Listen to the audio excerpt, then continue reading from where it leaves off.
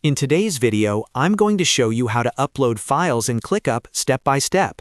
This is perfect if you're importing documents, migrating data, or bringing files into ClickUp to keep everything organized in one place. This method works for beginners and teams using ClickUp in 2026.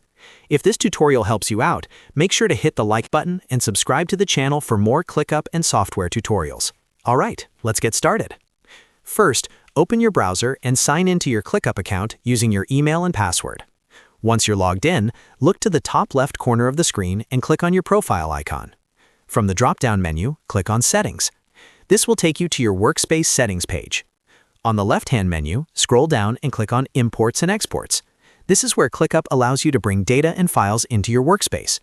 Next, click on Document to start the document upload process. You'll now see an option that says Drag and Drop a File or Browse. If you already have your document ready, you can drag and drop it directly into this area. Alternatively, click on Browse to open your File Explorer. Select the document you want to upload from your computer. Once your document is selected, click on Import. ClickUp will now begin uploading and processing your file.